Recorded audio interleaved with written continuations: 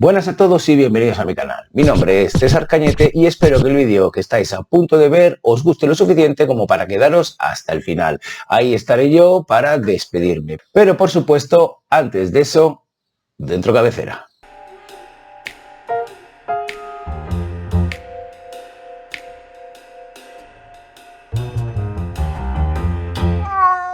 Se trata, como ya habréis visto en la miniatura y en el título del vídeo, que esto siempre lo digo, de el resumen. Es que no hay espacio para la intriga en YouTube, porque tienes que poner la miniatura y poner el título. Pero bueno, se trata del repaso de lecturas que llevé a cabo durante el mes de mayo. Pero la segunda parte, ¿por qué? Porque la primera ya la publiqué hará cosa de un mes o una cosa así, porque durante mayo tuve un montón de lecturas y no me daba la vida para hacerlas solo en un solo vídeo, porque ya sabéis que yo me suelo suelo dedicar bastante tiempo a cada una de las lecturas y no querría tener un vídeo de 1 hora hablando solo de 7 libros, por ejemplo. Pero bueno, no es el caso. Vamos directamente y sin más dilación a hablar, no las voy a ordenar según el momento en que las leí, es decir, no están ordenadas cronológicamente. Voy a hacerlo pues según las he recogido de mi estantería. Pero eso, sin más dilación, vamos a empezar hablando de esta novela que se titula Gente corriente, gente normal. Es que siempre me confundo porque hay una película con Timothy Hutton de 1980 que se titula Gente corriente y que incluso ganó, creo que si no me equivoco, un Oscar. Pero no es el caso. Esta es Gente normal de Sally Rooney y que estoy seguro de que muchísimos de vosotros conoceréis porque hace unos años fue un auténtico boom literario y esa fue la razón por la que yo ni me acerqué en aquel momento, porque lo veía por todos lados y se me despertó la suspicacia y no lo veía con buenos ojos. Y han tenido que pasar 3 o 4 años para que al final, durante este San Jordi, me acabase de decidir a llevármelo y ver qué era lo que había armado tanto alboroto. Porque, bueno, ya lo habréis visto en otros vídeos, pero este editorial en concreto, Literatura Random House, tampoco es que sea santo de mi devoción en cuanto a no tener suspicacia a la hora de leerme sus autores, sobre todo si son grandísimos éxitos. Pero en fin, ya es la segunda vez que me sucede esto y que me tapo la boca a mí mismo, porque Americana, de Chimamanda Ngozi Adichie, también publicada por Literatura Random House, fue una de las grandísimas lecturas con las que he empezado el año y me encantó. Esta no es que me haya encantado, pero sí que me ha gustado. Está bien, no sé si merece tanto el éxito que ha tenido, pero sí creo que es una novela que se lee con facilidad y aunque tengo alguna que otra reticencia, la he disfrutado. Os digo de qué va. Aquí tenemos dos protagonistas, un chico y una chica, Marianne y Cornell, que comparten instituto en un pequeño pueblo irlandés. En ese instituto, Cornell es un chico guay, por más que es algo introvertido, pero es de la gente popular, mientras que Marianne es una bicho raro, es una de las marginadas, todo y que su familia es parte de la, pues como diría, aristocracia del pueblo, por decir que son los ricos. Tanto es así que la madre de Cornell, que le tuvo, siendo ella muy joven, limpia en esa casa, es el ama de llaves, es pues eso, la que limpia la casa de Marianne. Y esta punto en común hará que acaban estableciendo una relación que pasa por encima de esa del estatus que ellos viven en esa escuela. Tanto es así que Cornell se comporta como un imbécil en muchos momentos y la ningunea y bueno, por como es la marginada, pues no quiere saber nada. A partir de ese primer momento que establecen esa relación, que parece que no deba de existir, iremos viendo cómo va cambiando esa relación conforme van creciendo ellos y dejan un poco a un lado la adolescencia para acabarse convirtiendo en jóvenes adultos en la universidad. Es una relación un tanto complicada. Parece una sitcom, o sea, una comedia de situación, pero sin la comedia. Es una comedia, es una relación de desencuentros. Parece que cuando uno se comporta bien, el otro se comporta mal, cuando el otro se comporta mal, el otro se comporta bien, y así hay constantes desencuentros. ¿Qué me parece de cómo escribe Sally Rooney? Me parece que es todo un hallazgo la forma que tiene de transmitirnos la historia, cómo salta de un momento a otro y cómo utiliza una estructura deslavazada en el tiempo para explicarnos cómo evoluciona esta relación entre Cornell y Marianne. De hecho, me gusta mucho el uso que hace del tiempo verbal, porque la mayoría de los momentos, en la mayoría de esos subcapítulos o escenas, el tiempo verbal es el presente, algo que pues da mucha actualidad, por supuesto, por eso es el presente, y da la sensación en algunos momentos de guión cinematográfico. Si no me equivoco, hay una serie de televisión en la que se ha trasladado esta historia, pero también se utiliza, por supuesto, el pretérito, el pasado, sobre todo para explicar cosas dentro de la propia escena que se está narrando en ese momento. Bien, no me quiero meter mucho en la historia porque en realidad solo estamos tratando de unos años, una relación entre dos personas que son bastante sui generis, pero sí que os diré que hay una subversión de ese estatus social en el que Cornell era el tío guay en el instituto y Marianne la marginada. Y es curioso cómo cada uno de ellos parece que pierda un lugar para ganar otro, para volverlo a perder. En ese sentido, me recuerda un poco a esas novelas, no diré que es una novela de formación para nada, pero sí que es una novela que narra momentos reflexivos en la vida de dos personas jóvenes. Sin embargo, también os diré que en muchos momentos me he sentido viejo leyendo esta novela, y no porque sea especialmente mayor, sino porque muchos de los conflictos que tienen los personajes no los consigo entender. Es como si te viniera tu sobrino de 8 años o 10 años diciendo lo que ha pasado en el colegio, las pequeñas y tú le veas y digas, pero si es que eso no es ningún problema. Y en este caso me ha sucedido en bastantes ocasiones. Me ha parecido que eran un poco conflictos de chichinabo y en lugar de pensar que eso estaba mal, he pensado que quizá lo que me pasa a mí es que no entiendo las problemáticas que puedan tener estos chicos jóvenes, que además por un lado tenemos también una especie de fresco social de posibilidades, porque si por un lado Marianne tiene un estatus que es garantizado por su familia, con la que no se lleva bien, Cornell no tiene ese estatus, que sin embargo se lleva muy bien con su madre. Quizá es la principal pega de la que os puedo hablar, que en algunos momentos no llego a entrar dentro de esos conflictos de no me acabo de creer a los personajes o no acabo de entender bien las situaciones en las que se hallan, porque me parece en algunos momentos súper ingenuo o súper naif, y por otro lado me parece que no hay ningún tipo de problemática. Pero claro, ahí es cuando llega el momento de decir, bueno, y qué sé yo, quizá a estos chicos de ahora pues sí que les pasa eso, o quizá eso sí que es una problemática de estos chicos. De cualquier manera, creo que es un libro que trata muchos temas, aunque lo hace un poco de manera bastante superficial, porque habla, por ejemplo, del suicidio, de la depresión, de la sumisión, de la sexualidad, de clases sociales, etcétera, etcétera, pero creo que también lo hace de una manera que encaja muy bien con una generación que cuando lo ha leído en su momento, hace 4 o 5 años, pues le ha parecido eso, una auténtica maravilla, o que encaja muy bien con cómo van los tiempos. No ha sido mi caso, aún así lo he disfrutado. Me han parecido unos personajes suficientemente trabajados, aunque en algunos momentos me parece de chichinamo, me parecen un poco tontos, pero sí que los entiendo lo suficiente. Y la forma de narrarlo también me parece muy atractiva. Así pues, creo que es una novela que se disfruta, pero que tampoco me ha dejado una huella inmensa.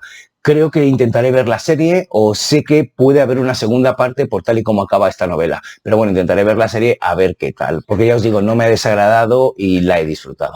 Bien, vamos a por la siguiente lectura, que no os puedo enseñar en físico porque me la dejaron la ley y la devolví. Soy un tipo que paga sus deudas, bueno, o que devuelve los libros que le dejan, así que no os lo puedo enseñar en físico. Pero estoy hablando de El Imperio del Sol, y a consecuencia de que no lo tengo aquí, os saldrá, creo que por aquí, la imagen de esa portada, que seguro que os suena porque es súper característica y fue bastante conocida esta novela y su versión cinematográfica. Esta novela, que es de J.G. Ballard, un autor más conocido por ciencia ficción, pero que en este caso utiliza sus propios recuerdos, una anécdota autobiográfica, para montar una ficción que, si bien no es como le sucedió a él, sí que está basado en su propia experiencia como niño en Shanghái durante la Segunda Guerra Mundial. Desde 1941, el ataque de Pearl Harbor, es decir, en diciembre de 1941, en el que Japón atacó a Pearl Harbor y eso hizo que Estados Unidos entrara en la guerra,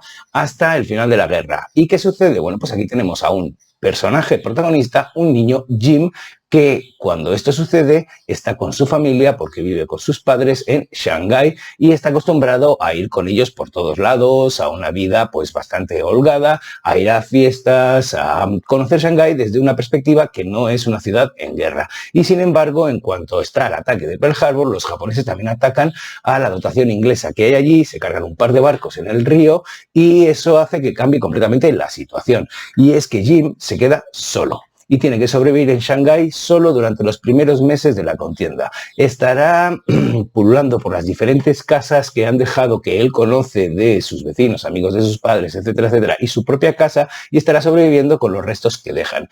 El cambio absoluto de mundo, de vivir en una situación privilegiada con sus padres a ser un paria, a ser un niño en las calles de Shanghái, le trastoca completamente, aunque ya pues es un chico que tiene una sensibilidad especial, que es, bueno, la verdad es que la mirada de Jim durante toda la novela es maravillosa y es lo que a mí me ha encantado de esta novela, porque tiene una forma de ver las cosas que es, ¿cómo diría?, contagiosa. Te metes enseguida en su piel y ves enseguida cómo cómo toma con ingenuidad un conflicto sangriento, armado y, bueno, os diría apocalíptico, porque la Segunda Guerra Mundial, pues, fue brutal, desde su mirada. Bien, después de sobrevivir durante unos meses, ya os digo, rapiñando en diferentes casas, acaba trabando relación con dos americanos, norteamericanos, que también están un poco a escondidas.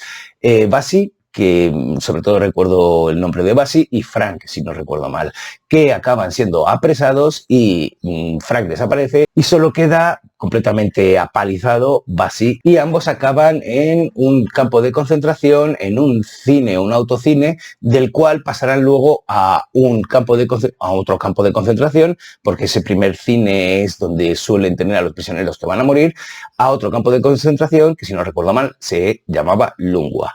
Bien, aquí tenemos un salto de unos 3 años en los que no se nos explica al pormenor la vida de Jim en ese campo de concentración y cómo ha sobrevivido, cómo corre vidile, cómo irá haciendo recados aquí y allá. Se deja caer y intuyes lo que ha sido por los comentarios y el contexto con el que te hablan. Pero no se detiene a pormenorizarnos esos 3 años. Es decir, saltamos de un Jim de 11 años a un Jim de 14 años y está llegando el momento del fin de la guerra y la derrota de los japoneses. Jim se ha pasado esos 3 años guardando la esperanza de intentar volver a ver a sus padres, de los que se separó cuando empezó la contienda y que no ha sabido nada, aunque Bassi juega con la información de una manera bastante torticera para estar siempre en una posición superior y le va contando no solo a él, sino a un montón de gente cosas sobre la guerra, de cómo están sus familiares, de cómo tal, y parece que tenga, no sé, inteligencia en el sentido de información de inteligencia y que sepa cosas que el otro mundo no sabe. Te das cuenta al final que Bassi es un personaje que es eso, torticero, que juega con, pues os diría fake news, es decir, información fraudulenta, para hacer que la gente haga cosas a su favor. En fin, que creo que ya os he contado mucho o quizá demasiado de la trama. Se acabará la guerra y os dejo que, si queréis leeros esta historia, descubráis qué es lo que sucede al final. Quisiera resaltar lo que ya he resaltado anteriormente, la mirada, es decir, la historia la vemos a través de la mirada de Jim, y esa mirada es en algunos momentos muy astuta, en otros momentos muy ingenua y en otros momentos muy sabia. La forma que tiene de ver la guerra, la forma que tiene de enfrentarse a los problemas y de sobrevivir, la forma que tiene de establecer relaciones con las personas que le ayudan y con los que no le ayudan, con sus vecinos de cuarto, con el médico, con Bassi, con un montón de personajes que pululan a su alrededor, que están en algún momento mirando más por su propia seguridad que por la seguridad de un niño, por supuesto, pero que al fin y al cabo todos están intentando sobrevivir.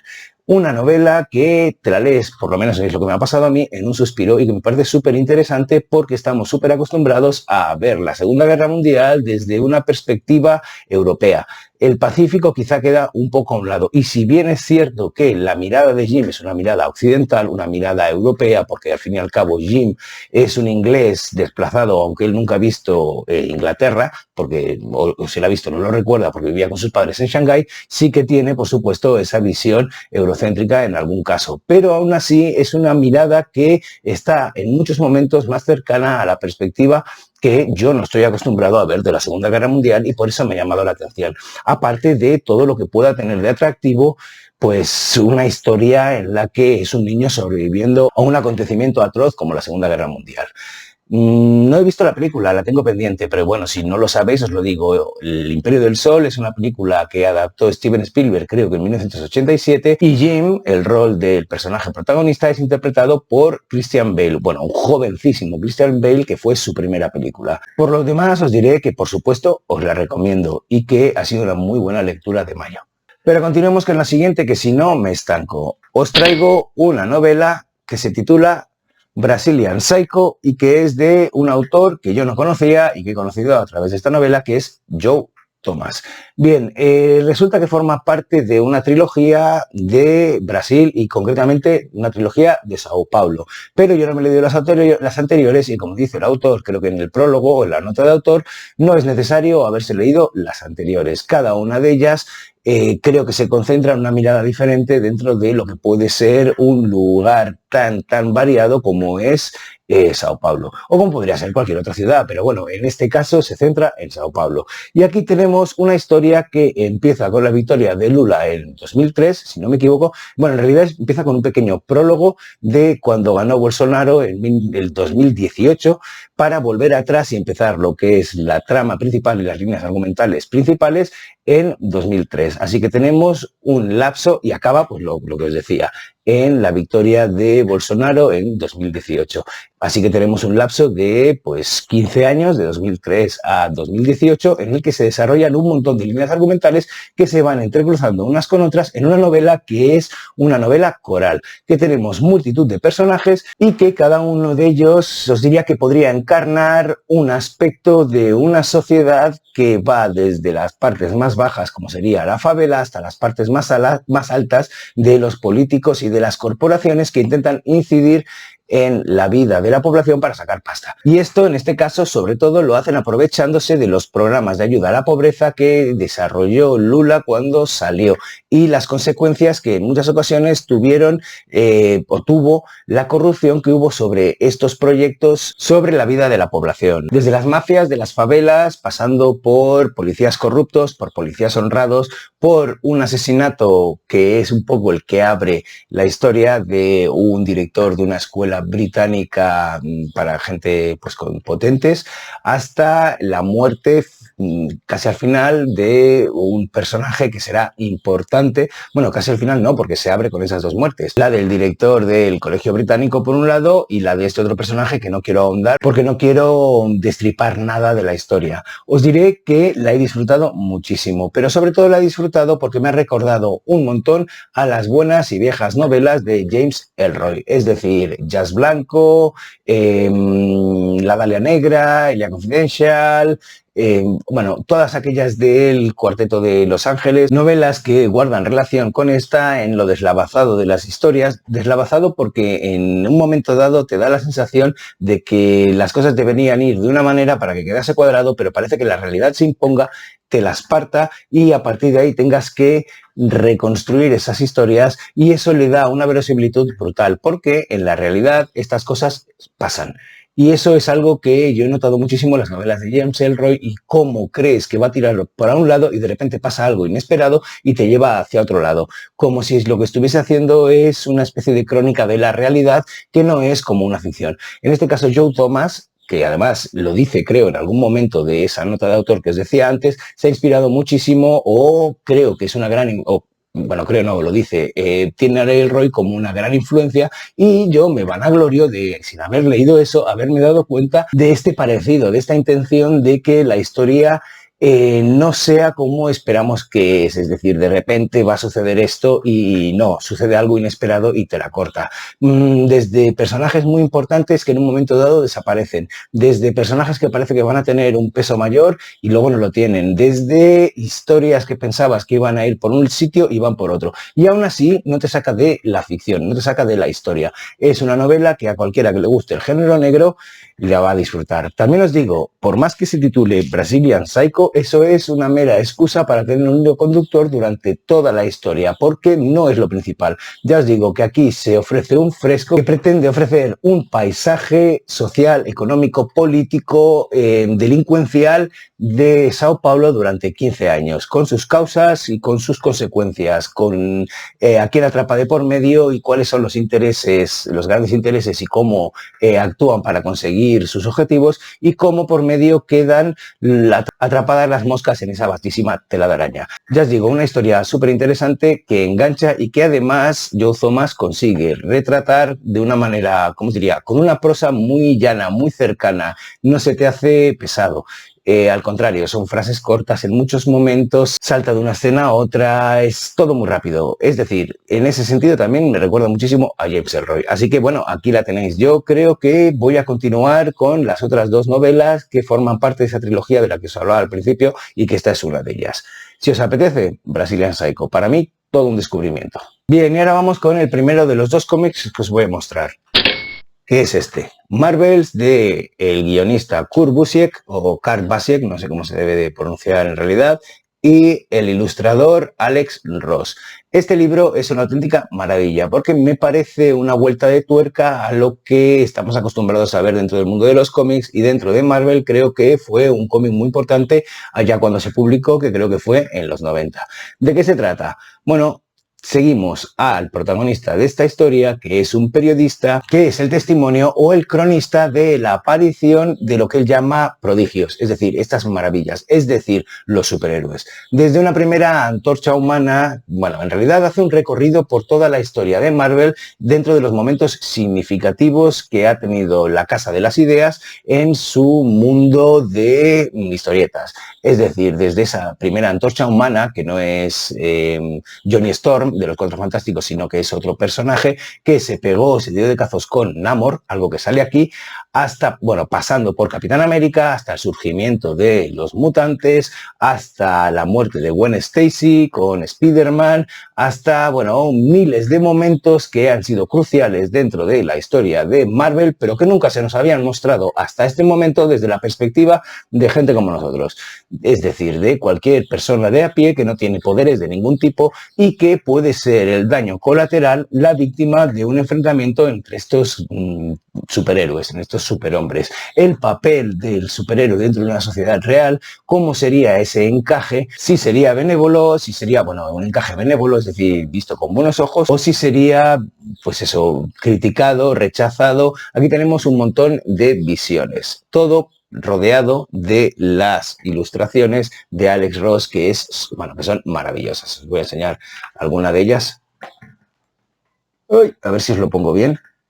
El tipo pinta con acuarela y la verdad es que, mira, es que es una preciosidad. Es una preciosidad y es un gusto verlo. A ver, también os diré que esto es algo un poco, no os diré friki, pero a quien le guste los cómics lo disfrutará muchísimo y sabrá de qué momentos está hablando porque forman parte de la historia de Marvel y de la historia de los cómics.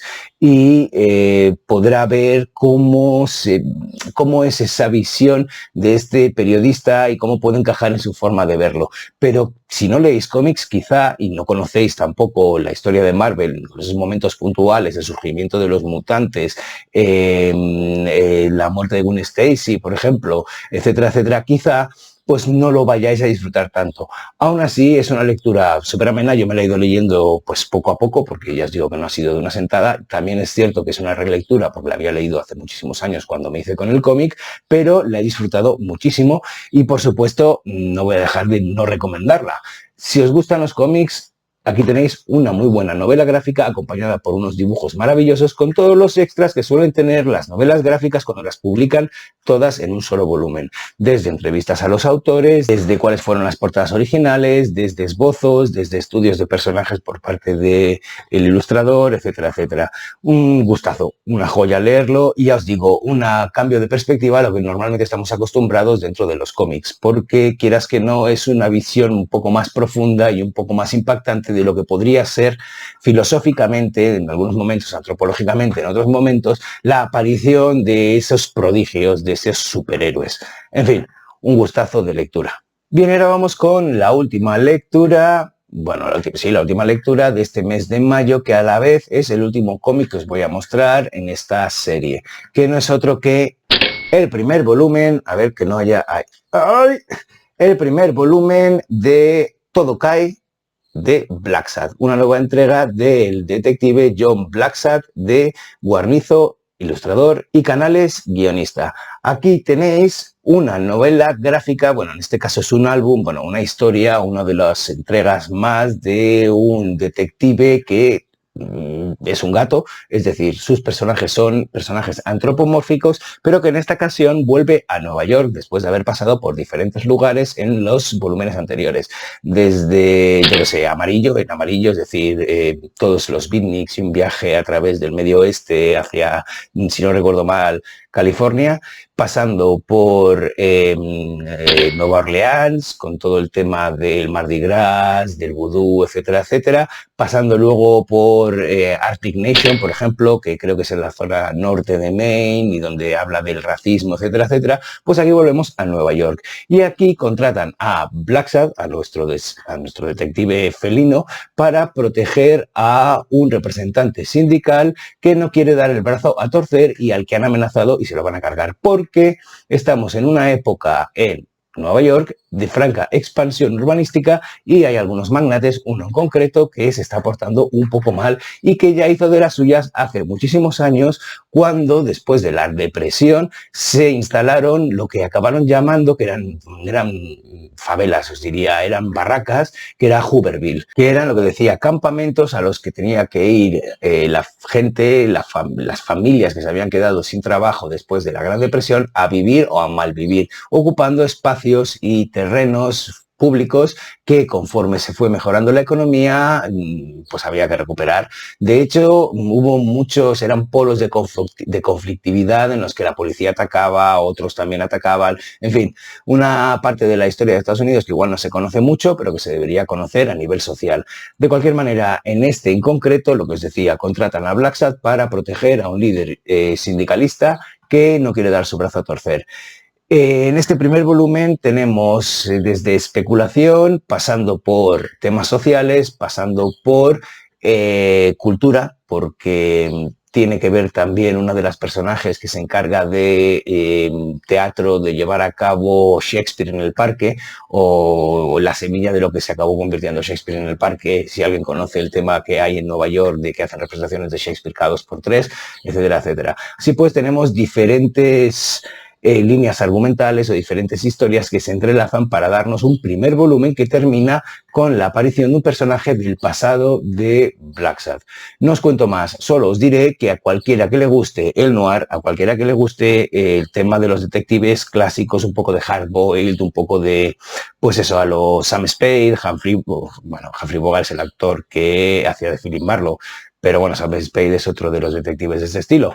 Lo disfrutará muchísimo porque además es maravilloso el dibujo y consigue imbuir Guarnizo a sus personajes, a pesar de ser antropomórficos, o precisamente porque lo son, de unas expresiones, unas características y un estudio de personajes que son, ya os digo, es que una delicia verlo. Y si ya disfrutas con la historia, vas a disfrutar muchísimo con cada uno de los dibujos, porque cada personaje es, pues tenemos un murciélago, tenemos un águila, tenemos al propio gato, o sea, pues como Zootrópolis, pero pues con este toque tan especial que tiene Guarnizo, que hay que decir que trabajó en Disney o en los estudios de Disney en Europa cuando haciendo personajes de este estilo, y se ve ese toque un poco Disney en sus personajes, solo que es mucho más canalla. No os hablo del segundo volumen porque me lo leí en junio, si no recuerdo mal, y no entra dentro de este vídeo. Pero bueno, ya os digo, os deja con las ganas,